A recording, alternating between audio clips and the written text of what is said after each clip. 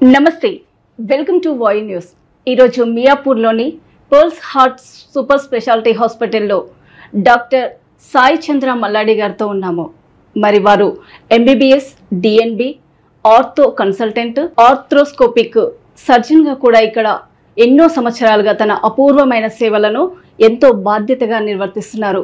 మరి వారు ఆర్థోలో నీకి సంబంధించిన ముఖ్యమైన అంశాల గురించి మాట్లాడి పూర్తి వివరాలు తెలుసుకునే ప్రయత్నం చేద్దాం. మామూలు సాయి చంద్ర మల్లాడి గారు డాక్టర్ సాయి చంద్ర మల్లాడిగా ఎలా ఎదిగారు?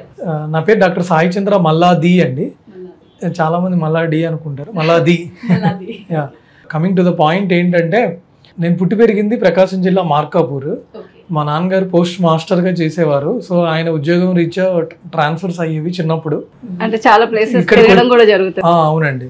సో స్కూలింగ్ మార్కాపూర్లో అయింది. Intermediate as usual Shri Chaitanya, తర్వాత MBBS GSL medical college Rajahmundry, private A category. Private A కేటగిరీలో చేశానండి. 2007 బ్యాచ్.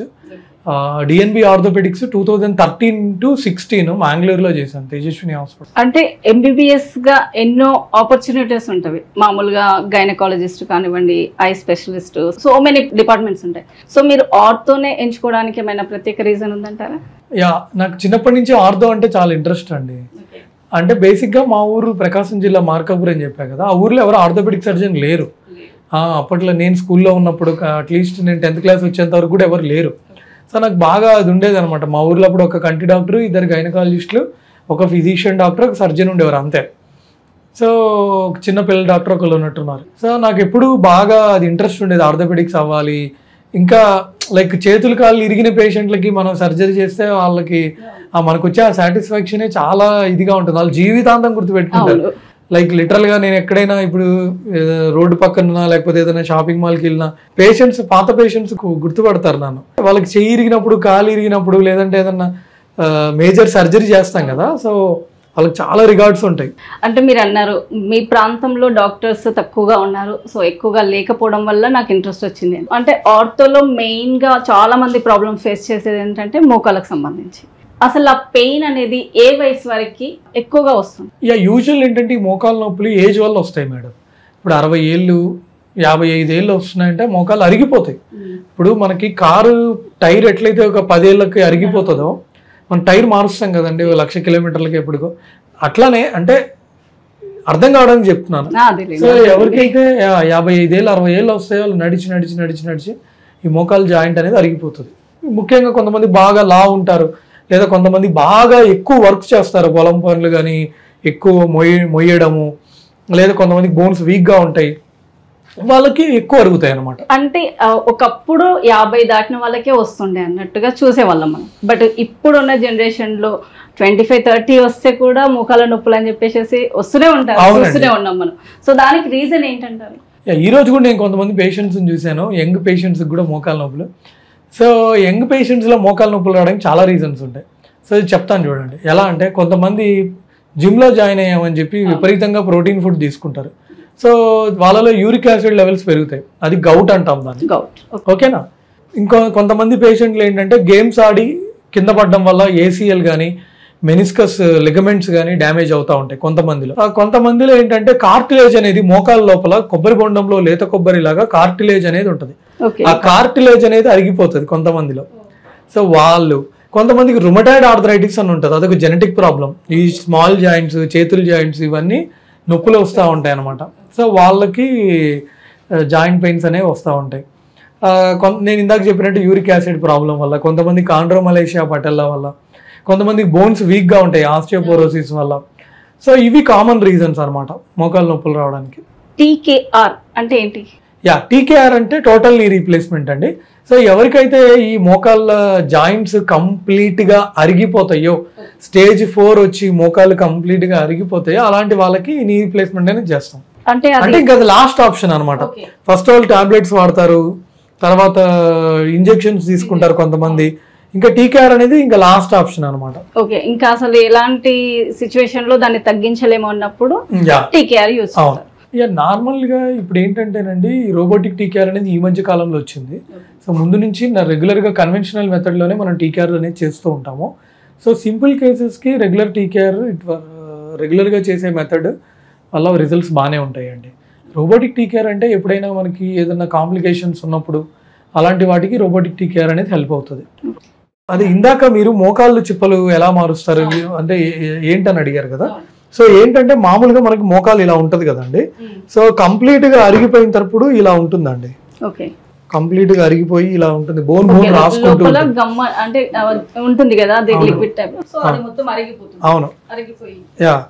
సో ఫుల్ గా అరిగిపోయి బోన్ రాసుకున్నప్పుడు ఇప్పుడు ఏం చేస్తామంటే ఇలా ఉంటుంది అనమాట. ఇక్కడ ఒక ఆర్టిఫిషియల్ ఇంప్లాంట్, ఇది మధ్యలో ప్లాస్టిక్, ఇక్కడ ఒక ఇది పెడతాం. సో 3 ఉంటాయి, femur component, plastic, tibia component ఉంటాయి. అంటే మొత్తం అరిగిపోయాక చేసే ట్రీట్మెంట్ అదంతా total knee replacement. Okay. So ఎలాంటి సందర్భంలో ఈ పేషెంట్స్ కి ట్రీట్మెంట్ చేస్తుంటారు? అంటే ఇంకా సివియర్ గా కంప్లీట్ గా అరిగిన పేషెంట్స్ లో మేడం, అంటే లాస్ట్ స్టేజ్ ఉన్న వాళ్ళకి టీ కేర్ చెప్తాం. 4th స్టేజ్ లో ఉంది, ఆల్రెడీ వాళ్ళు మందులు వాడుంటారు, ఆల్రెడీ చాలా మంది డాక్టర్లను కలిసి ఉంటారు, కొంతమంది ఇంజెక్షన్లు తీసుకొని ఉంటారు, వాళ్ళు నడవడానికి చాలా ఇబ్బంది పడతారు, లేదా ఇలా నడుస్తూ ఉంటారు, మీరు చూసే ఉంటారు, ఇలా వంగుతూ ఇలా కదులుతూ నడుస్తూ ఉంటారు.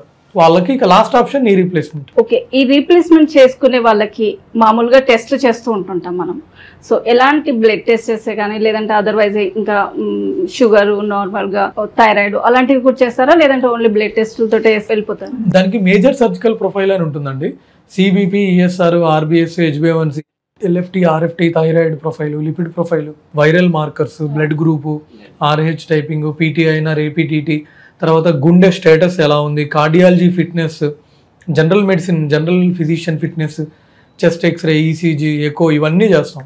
కార్డియాలజీ ఫిట్నెస్, ఫిజిషియన్ ఫిట్నెస్ చాలా ఇంపార్టెంట్ అనమాట. సో ఆపరేషన్ అయిన పేషెంట్ మీ దగ్గరే ఉంటారు కదా ఇప్పుడు హాస్పిటల్లో. సో ఎన్ని రోజుల వరకు వారి అబ్జర్వేషన్ లో ఉంచుతారు? 3 days ఉంచుతాము. 3 days ఉంచుతాము. తర్వాత ఎందుకంటే పక్క రోజే అలా నడిపించేస్తాము. ఈ రోజు సర్జరీ చేస్తే రేపటి నుంచి నడుస్తారు. 3 days తర్వాత డిశ్చార్జ్ చేస్తాము. అంటే ఎందుకంటే కొంచెం మేజర్ సర్జరీ కదండి. సో మోకాళ్ళు డ్రెస్సింగ్ చేసి మంచిగా వాళ్ళకి మోకాళ్ళ మూమెంట్స్ అంతా మంచిగా వచ్చిన తర్వాతనే వాళ్ళని డిశ్చార్జ్ చేస్తాం.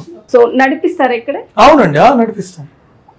ఆపరేషన్ జరిగిన పేషెంట్ పైన మీ కేరింగ్ ఎలా ఉంటుంది? ఇమ్మీడియట్ గా ఐసీయూకి షిఫ్ట్ చేస్తాం. ఐసీయూలో 24 గంటలు క్రిటికల్ కేర్ డాక్టర్స్ ఉంటారు, వాళ్ళు చూస్తారు. తర్వాత ఇక్కడ ఫిజిషియన్స్ టీమ్ ఉంది, ఫిజియోథెరపిస్ట్స్ ఉన్నారు, అనస్థీషియా మేడం ఉన్నారు. సో నేను కూడా, మేము రౌండ్స్ వేస్తాము, చూస్తాము, వాళ్ళని నడిపిస్తాం. పక్క రోజు నుంచి మోకాలు మడచడం, చాపడం ఎక్సర్సైజెస్ చెప్తాము. తర్వాత యాంకిల్ టో మూమెంట్స్ ఎక్సర్సైజెస్ చెప్తాము. యాక్చువల్లీ దీంట్లో అంటే ఆపరేషన్ జరిగిన తర్వాత కాళ్ళు వంకరగా వస్తాయి అంటున్నారు సామాన్యం, అంటే మామూలుగా నార్మల్ పబ్లిక్ కూడా అంటున్నారు. సో అలా ఛాన్సెస్ ఉందంటారా? కాళ్ళు వంకరగా ఏం రాదు మేడం.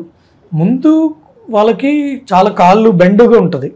సో ముందే వాళ్ళకి సర్జరీ ముందే ఈ కాలు అనేది ఇలా స్ట్రైట్గా ఉండదు అనమాట. కొంతమంది బెండ్ ఉంటుంది. ఓకే, అరిగిపోవడం వల్ల బెండ్ అవుతుంది. అవునండి, ఇప్పుడు మీరు ఊర్లలో చూసే ఉంటారు కదా, కొంతమంది ఇలా ఇలా నడుస్తూ ఉంటారు. సో సర్జరీ అయిన తర్వాత బెండ్ అనేది తగ్గుతుంది, కంప్లీట్గా బెండ్ పోదు, కొంచెం బెండ్ అనేది తగ్గుతుంది. యాక్చువల్లీ నేను విన్న వరకు ఏంటంటే అసలు సర్జరీ వర్క్ చేయదు టోటల్ టీకేఆర్లో, అది వాస్తవం అంటారా? అట్లే లేదండి, ఇంతమంది చేయించుకుంటున్నారు కదా, బ్రహ్మాండంగా నడుస్తున్నారు. కానీ తర్వాత కూడా సైడ్ ఎఫెక్ట్స్ తోటి చాలా మంది ఫేస్ చేస్తున్నాం ప్రాబ్లమ్స్ అని చెప్పి విన్నాను నేను. సో ఇక్కడే కాదు, ఇండియాలో అయినా, అమెరికాలో అయినా, జపాన్లో అయినా, జర్మనీలో అయినా ఒక 100-200 మంది టీకేఆర్ సర్జరీ చేయించుకుంటే ఒకరిద్దరికి ఏదో ప్రాబ్లం ఉంది. అంటే మామూలుగా నేను రీసెంట్ గా విన్నది ఏంటంటే, ఇప్పుడు ఈ ఆపరేషన్ మెథడ్ లో పోకుండా పిఆర్పి అని చెప్పేసి కొత్త మెథడ్ వచ్చింది, రీజెనెటిక్ తో వెళ్ళిపోవచ్చు ఇది అని చెప్పేసి అంటున్నాను. సో ఇది ఎంతవరకు సాధ్యపడుతుంది? పిఆర్పి వల్ల ఏంటంటే అండి, అది టెంపరీగా పనిచేస్తుందండి, పర్మనెంట్ సొల్యూషన్ కాదు. నా దగ్గరికి ఎవ్రీ డే మినిమం 1-2 పేషెంట్స్ వస్తారు. సార్ పిఆర్పి తీసుకున్నాము, 2 లక్షలు అయింది, 3 లక్షలు అయింది ఖర్చు, 2 నెలలు పనిచేసింది, 6 నెలలు పనిచేసింది, సంవత్సరం పనిచేసింది, 2 ఏళ్ళు పనిచేసింది అని వాళ్ళే వస్తున్నారు ఎవ్రీ డే. సో వర్క్ చేయదు, అది లైఫ్ లాంగ్ వర్క్ చేయదు, మహా అంటే 1-2 years వర్క్ చేస్తుంది. ఫుల్గా కంప్లీట్గా మోకాలు అరిగిన వాళ్ళకి పిఆర్పి పనిచేయదండి. ఏదో స్టార్టింగ్ స్టేజెస్లో ఉన్న వాళ్ళకి ఇస్తే కొన్ని రోజులు పనిచేస్తుంది. సర్జరీ తర్వాత అంటే మామూలుగా నార్మల్ పీపుల్ మనం రెగ్యులర్గా నడుస్తూ ఉంటుంటాం, నార్మల్గా వెళ్ళిపోతూ ఉంటాం. సో సర్జరీ చేసుకున్న తర్వాత పేషెంట్స్ ఇంకేమైనా ప్రాబ్లమ్స్ ఫేస్ చేస్తారా, లేదంటే నార్మల్గానే నడుచుకుంటూ రెగ్యులర్ వర్క్ చేసుకుంటారండి? అదే నేను ఇందాక అన్నట్టు 100 మందిలో ఒకరిద్దరికి ఇంప్లాంట్ లూజ్ అవ్వడం కానివ్వండి, ఏదైనా ఇన్ఫెక్షన్ రావడం వల్ల, లేదంటే మోకాలు సరిగ్గా బెండ్ చేయకపోవడము, స్టిఫ్నెస్ రావడము, పుండు సరిగ్గా నయం కాకపోవడం ఇవన్నీ ఉంటాయి అన్నమాట. కార్డియాక్ పేషెంట్స్ కూడా ఈ టీకేఆర్ చేయించుకోవచ్చు అంటారా? కార్డియాక్ పేషెంట్స్ కూడా చేయించుకోవచ్చు అండి, బట్ కార్డియాలజిస్ట్ ఫిట్నెస్ ఇవ్వాలి. కొంతమందికి ఏంటంటే మరీ బాడీ సహకరించదు, అలాంటి వాళ్ళకి వద్దు. అందుకే cardiologist opinion, physician opinion, anaesthesia doctor కూడా చూసి అందరూ ఓకే అంటేనే మనం ఇది చేస్తాం. సో కార్డియాక్ పేషెంట్ ఒకవేళ వచ్చారనుకోండి, సో ఈ ఆపరేషన్ చేయించుకున్నప్పుడు వాళ్ళకి ఈ కార్డియా పైన ఏమైనా ఎఫెక్ట్ పడే ఛాన్సెస్?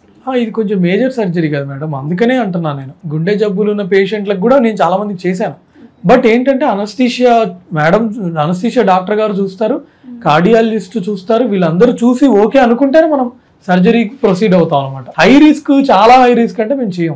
అంటే ఇప్పుడు షుగర్ లెవెల్స్ వల్ల కూడా ఉంటారు కదా కొంతమంది షుగర్ పేషెంట్లకు కూడా ఇంతే మేడం. ఫిజిషియన్ చూసి పర్లేదు షుగర్ లెవెల్స్ కంట్రోల్ చేసి చేద్దామంటే చేస్తాం. షుగర్ లెవెల్స్ బాగా ఎక్కువ ఉంటే చేయం మళ్ళీ. సో బీపీ కానీ షుగర్ కానీ ఏదైనా కంట్రోల్ ఉన్నప్పుడే చేస్తాం. కంట్రోల్ చేస్తాం ఫస్ట్, దాన్ని కంట్రోల్ చేసి కొన్ని రోజులు చూసి బాగా ఉందంటేనే చేస్తాం. కిడ్నీ పేషెంట్స్ అయినా కిడ్నీ డాక్టర్ గారు, నెఫ్రాలజిస్ట్ చూసి పర్లేదు చేయొచ్చు అంటేనే చేసేది. సో ఇప్పటి వరకు మనము టీకేఆర్ గురించి మాట్లాడాము. ఇప్పుడు ఏసీఆర్ అంటే ఏంటి? ఏసీఎల్ అంటే యాంటీరియర్ క్రూషియేట్ లిగమెంట్ అండి. సో మన మోకాలు లోపల ఏంటంటే ఈ మోకాలు వెనక నుంచి ఇక్కడ ముందుకు వచ్చి ఒక లిగమెంట్ అతుక్కుంటుంది, దాన్ని యాంటీరియర్ క్రూషియేట్ లిగమెంట్ అంటాము. సో మనకి మోకాల్లో 4 లిగమెంట్స్ ఉంటాయండి, ఏసీఎల్, పీసీఎల్, ఎంసీఎల్, ఎల్సీఎల్ అని 4 ఉంటాయి అనమాట. సో 2 లోపల ఉంటాయి, జాయింట్ లోపల 2 ఉంటాయి, ఏసీఎల్, పీసీఎల్. జాయింట్ బయట 2 ఉంటాయి, ఎంసీఎల్, ఎల్సీఎల్. సో ఏసీఎల్ అనే లిగమెంట్ మనకి ఎక్కువగా చినుగుతూ ఉంటుందండి. యాంటీరియర్ క్రూషియేట్ లిగమెంట్ ఎక్కువ చినుగుతూ ఉంటుంది. ఇండియాలో ఏంటంటే ఎక్కువ యాక్సిడెంట్స్ వల్ల చినుగుతూ ఉంటుంది. యుఎస్, యూకే లాంటి కంట్రీస్లో అక్కడ స్పోర్ట్స్ ఆడడం వల్ల ఎక్కువ చినుగుతూ ఉంటుంది. సో ఈ ప్రాబ్లం అనేది ఇక్కడ జరగడానికి కారణము ఎక్కువ యాక్సిడెంట్లు, ట్రామా. సో వీళ్ళని ఎలా ట్రీట్ చేస్తారు? ఎవరికైతే ఏసీఎల్ చినిగిపోయి నడవడానికి ఇబ్బందిగా ఉందో, పరిగెత్తలేకపోతున్నారో, కాలు మడచడం చాపడానికి ఇబ్బందిగా ఉందో, నడిచేటప్పుడు కాలు ఇట్లా టప్పని సైడ్కి వెళ్తుందో, సో అలాంటి వాళ్ళకి దానికి సర్జరీ అనేది చెప్తాం. సో ఇది కూడా సర్జరీ ప్రాసెస్ వెళ్తే 3 days పడుతుందా? అవునండి, అంటే ఎక్కువ డేస్ ఉండాలి. హాస్పిటల్లో 2 days చాలండి. 2 days. So stitches remove surgery చేసినప్పటి నుంచి 2 weeks వరకు సేమ్ అండి. స్టిచ్ 2 weeks తర్వాత తీసేస్తాం. సో అంటే ఇప్పుడు మామూలుగా మీరు అన్నారు ఫారిన్ కంట్రీస్లలో ఎక్కువగా స్పోర్ట్స్ ఆడే వాళ్ళకే జరుగుతుంది అని చెప్పేసి. సో దీని తర్వాత మళ్ళీ వాళ్ళు స్పోర్ట్స్ కంటిన్యూ చేయొచ్చండి, ఎలాంటి ప్రాబ్లం ఉండదు. స్పోర్ట్స్ పర్సన్ కి ఒకవేళ ఇలాంటి ఇన్సిడెంట్ జరిగినప్పుడు మీరు సర్జరీ చేసినప్పుడు సో తను తీసుకోవాల్సిన బెడ్ రెస్ట్ ఏమవుద్దండి, పక్క రోజు నుంచి వాళ్ళ పనులు వాళ్ళు చేసుకోవచ్చు. ఆఫీస్కి వెళ్ళడానికి ఒక 2 weeks టైం పడుతుంది. ఒకవేళ patient software engineer, work from home option ఉంది అంటే పక్క రోజు నుంచి కూర్చొని వర్క్ చేసుకోవచ్చు, నడవచ్చు, టాయిలెట్ లెటిన్కి వెళ్ళి రావచ్చు, ఇబ్బంది ఏముండదు. సో వంగేటప్పటికి అప్ డౌన్స్లలో ఎలాంటి ప్రాబ్లం ఉండదు? ఏముండదండి, ఏముండదు. మెట్లు ఎక్కడం దిగడం 2 weeks తర్వాత చేయిస్తాము. సో ఏమైనా ఎక్సర్సైజెస్ చెప్తారా? వాళ్ళకి కొన్ని ఎక్సర్సైజెస్ ఉంటాయండి, క్వాడ్రిసెప్స్ స్ట్రెంథనింగ్, హ్యామ్స్ట్రింగ్ స్ట్రెంథనింగ్ అని చెప్పి, కాలు ఇలా మడచడం, చాపడము, యాంకిల్ ఎక్సర్సైజెస్, దానికి ఒక రియా ప్రోగ్రామ్ ఉంటుంది. సో ఇప్పుడు మీరు అన్నారు 2 weeks రెస్ట్ తీసుకుంటే సరిపోతుంది, మళ్ళీ డ్రెస్సింగ్ కి సేమ్ యాజ్ యూజువల్. అవునండి. ఎన్ని డేస్ కి రావాల్సి వస్తుంది, అంటే ఎన్నిసార్లు ఉంటుంది? 2 weeks. ఫస్ట్ చేసినప్పుడుకి నెక్స్ట్ డేకి డ్రెస్సింగ్ చేసి పంపిస్తారు, మళ్ళీ 2 weeks కి వచ్చినప్పుడు డ్రెస్సింగ్ చేసి స్టిచెస్ రిమూవ్ చేస్తారు. సో ఇప్పుడు నార్మల్ గా మనము రెగ్యులర్ గా వెళ్ళిపోవచ్చు ఆపరేషన్ తర్వాత. సో సైడ్ ఎఫెక్ట్స్ ఏమి ఉండవు అంటే 100 మందిలో ఒకరిద్దరికి ఏమన్నా నీ స్టిఫ్నెస్ రావచ్చు కానీ, బట్ బై అండ్ లార్జ్ ఏమి ఉండదండి, నథింగ్ టు వరీ. ఇప్పుడు వాకింగ్ చేయొచ్చు అంటారా? చేయొచ్చు మేడం, పక్క రోజు నేనే నడిపిస్తాను. రన్నింగ్ అదే మేడం 9 months 10 months టైం పడుతుంది రన్నింగ్ కి. నార్మల్ రన్నింగ్ కి కూడా 9 months. వాకింగ్ కి పట్టదు మేడం, పరిగెత్తడానికి టైం పడుతుంది. జిమ్నాస్టిక్స్ కి మళ్ళీ వెళ్ళడానికి 1 year వరకు టైం పడుతుంది. సో ఇప్పుడు మనం చూసినట్లయితే కనుక నార్మల్ లైఫ్ ని లీడ్ చేయడానికి స్పోర్ట్స్ వాళ్ళకి వచ్చేసి 9 months టైం పడుతుంది. అదర్ పీపుల్స్ అయితే ఇప్పుడు మామూలుగా మీరు అన్నారు ఇంతకు ముందు యాక్సిడెంట్ అయిన పర్సన్స్ కి ఎలా ట్రీట్ చేస్తారు? అదే మేడం, ఇప్పుడు ఏసీఎల్ లిగమెంట్ చినిగింది అనుకోండి, మనం ఏం చేస్తామంటే ఫీమర్కి ఒక టన్నెల్, టిబియాకి ఒక టన్నెల్ వేసి గ్రాఫ్ట్ కింద నుంచి పైకి పాస్ చేసి పైన ఒక బటన్ ద్వారా కింద స్క్రూ కానీ బటన్ కానీ వాడి ఫిక్స్ చేస్తాం. అవునండి, అవును. సో అన్ని సక్సెస్ అయ్యాయండి ఇలాంటి కేసెస్ ఇప్పటి వరకు? అవునండి, నేను ఒక 500-600 చేసి ఉంటాను. 500-600? సరే సార్, ఓకే. ఇప్పటి వరకు మీరు 500-600 కేసెస్ చేశామన్నారు కదా, సో దాంట్లో మీకు క్రిటికల్ గా అనిపించిన కేసులు ఎన్ని ఉన్నాయి? బేసిక్గా ఒక పేషెంట్ అయితే నాకు బాగా గుర్తండి, ఆయన కామారెడ్డి పేషెంట్. మొత్తం 3 లిగమెంట్స్ కట్ అయినాయి. లిగమెంట్స్ 3 కట్ అయినాయి. ఏసీఎల్ కట్ అయింది, పీసీఎల్ కట్ అయింది, ఎంసీఎల్ కట్ అయింది. 2 స్టేజెస్లో చేశాము. మెనిస్కస్ కూడా జరిగింది. సో చాలా మంచి రికవరీ అయింది. ఆయన అక్కడ మార్కెటింగ్ జాబ్ చేస్తూ ఉంటారు.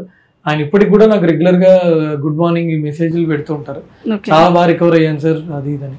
దీంట్లో స్పోర్ట్స్ ఉంటుంది, తర్వాత ఎక్సర్సైజెస్ ఉంటుంది, ఫిజియోథెరపీ కూడా ఇక్కడే ఇస్తారా, లేదు అంటే ఫిజియోథెరపీ బయటికి కూడా ఇక్కడ ఉంటారండి, మన దగ్గర ఫిజియో డిపార్ట్మెంట్ ఉందండి, చూస్తారు వాళ్ళు.